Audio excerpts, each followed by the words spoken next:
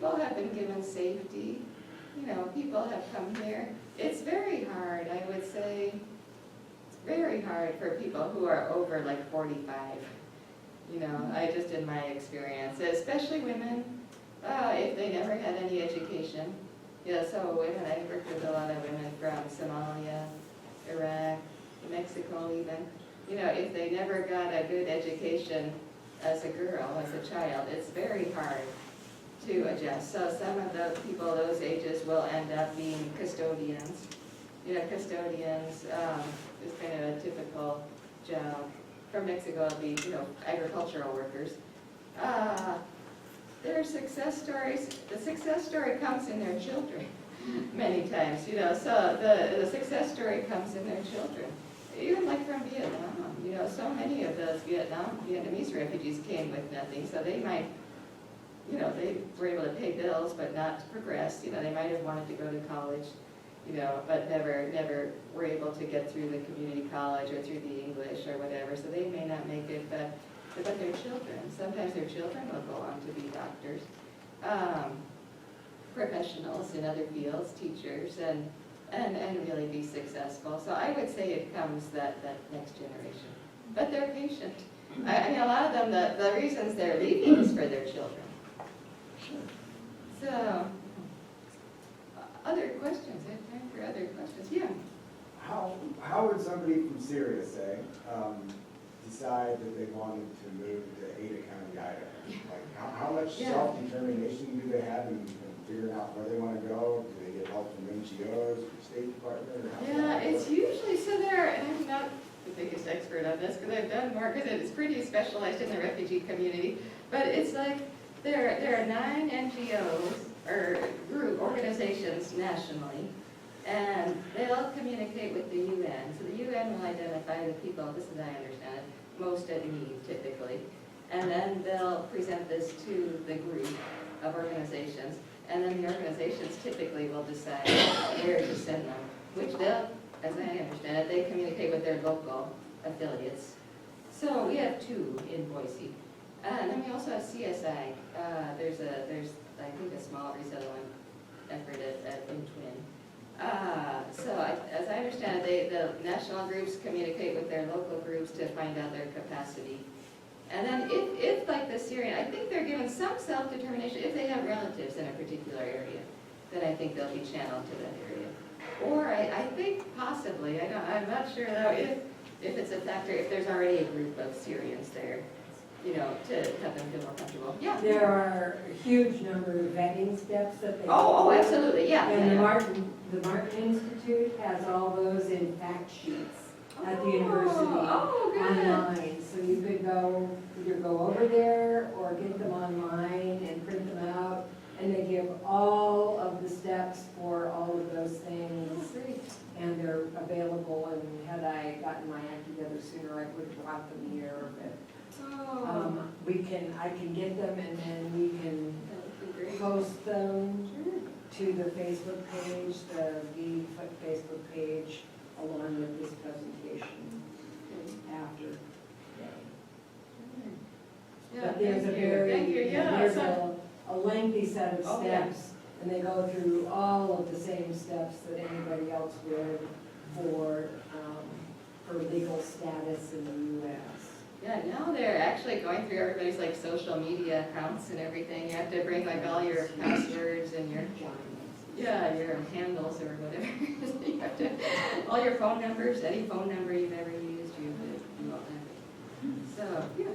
So with the new policies, I don't know if they're in effect yet, the agreements with El Salvador and Guatemala where you have to apply in another country before you reach the border. And I mean, Guatemala and El Salvador are some of the source countries. Right.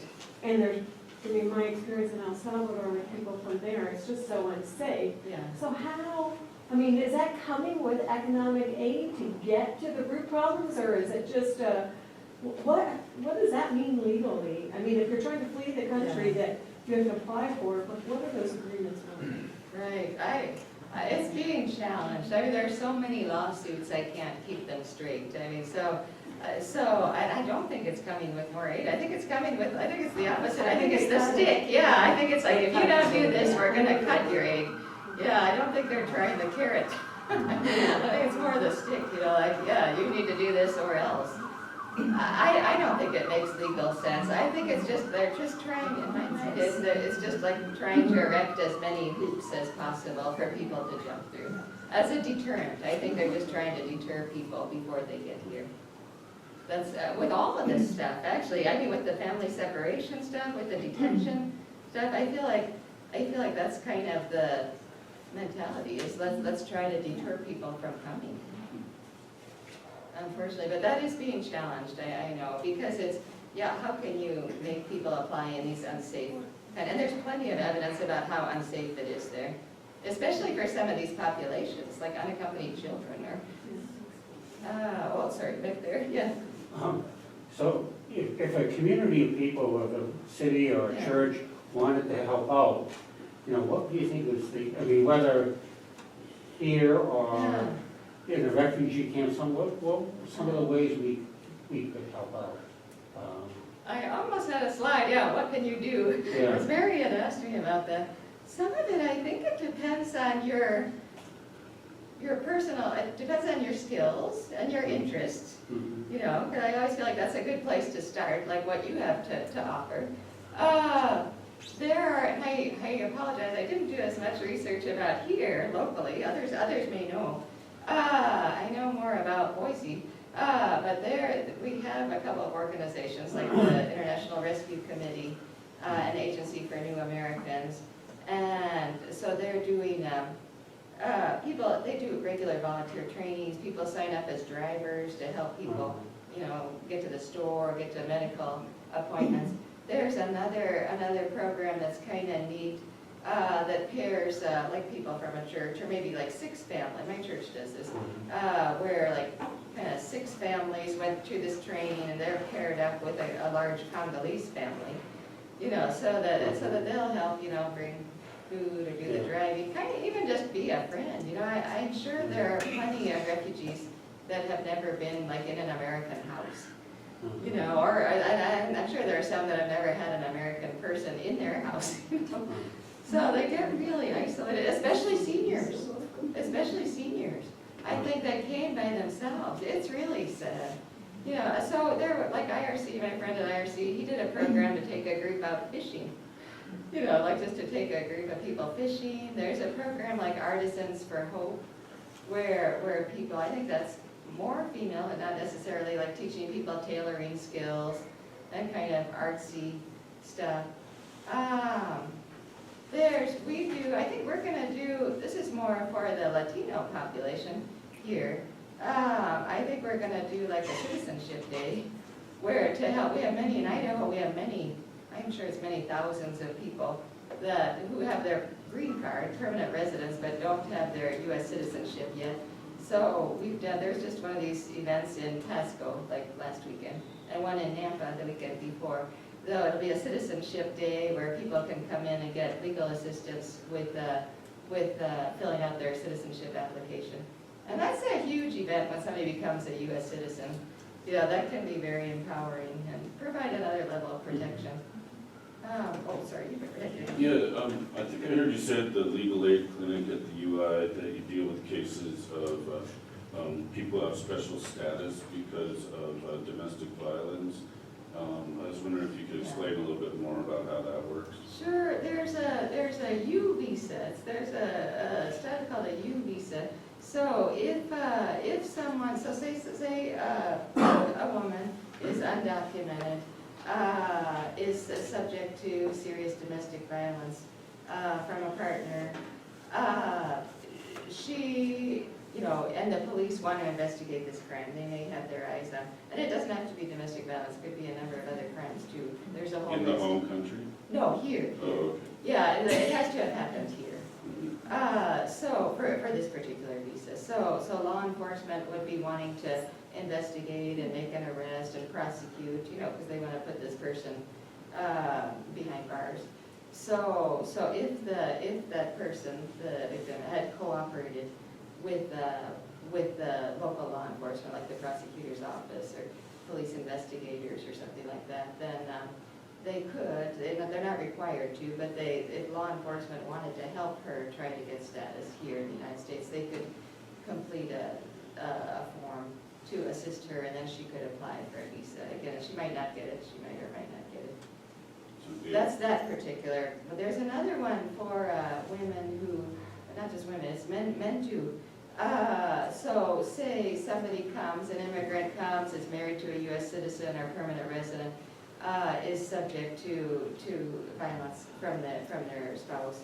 And sometimes what the kind of the premise behind this is like if the victim is like totally dependent on the U.S. citizen or permanent resident for their status, you know, and they might be afraid, you know, to report anything. So this person is also, there are programs where that person could apply for relief, for immigration relief, so that they could stay here too. Yeah, there are wait lists, there are long wait lists for some of these programs, but usually they're allowed to stay here. Yeah, it can be many, many years, but they're allowed to stay here and work sometimes while it's waiting. Yeah. Yeah, so a lot of these problems are ageless. I mean, they go back to the first cave guys. Right. But with your experience, do you think it's better now perhaps than it's been in the past? And the second question is, with the problems the world's looking at right now, is this going to get much worse than it is now? Yeah, the answer to the second one is yes.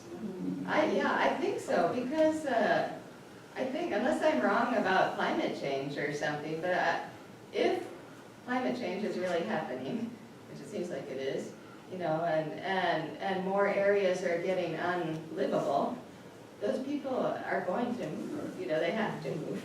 And Population continues. right, the population continues to grow, or, yeah, I would think they're, like, even just the Bahamas, you know, it's like, where do these people go? They can't live there, you know, at least not for a while. So, and I think people are starting, the UN, they're talking now about like climate change as a driver of conflict.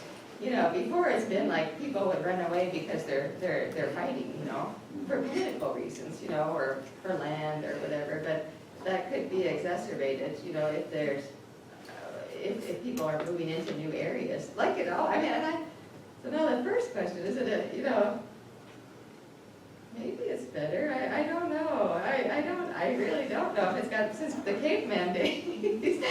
No, I mean, we try, we have our compact, our global compact, you know, I mean, nations are trying to do things, I think, for orderly migration. You know, so I guess that, I don't know that happened before. Yeah, I don't know. I don't know because that, you need a historian. You need more of a historian for that question, yeah. You mentioned about UN refugee camps Yeah. set up throughout the world. Is there one on our border? No, there isn't. Why And, not? well, I don't know, and I haven't looked into that either. That's what makes sense to me, honestly. It's kind of like, where is the UN? They have all, I know, you know, that they have had a bureaucracy, a well-established bureaucracy for many years that's just set up to do this, you know, to register people and take their biometrics and, you know, and set up medical help and schools and this and this and this. No, I feel like we're just, I feel like we're just pretending the problem doesn't exist. That's what I feel, or walling ourselves up for it, which won't work, in my So opinion. it would take like U.S. ambassador in the United Nations requesting that kind of help? Or I think it would take Mexico, maybe, I don't know, because we haven't had that. I mean, like, okay, so like if you have the problem in South Sudan, you know, then the UN kind of sets up in neighboring Uganda, and they have this whole big operation where they go into a village, they build schools. I met like, met some really funny people that were telling me about how fast they can build schools, you know. They could get a school up in a week or something, you know, they can build their schools, they get their medical, they get, you know, they can do all the things, you know. That's what it seems to me, that's what should be done. Okay.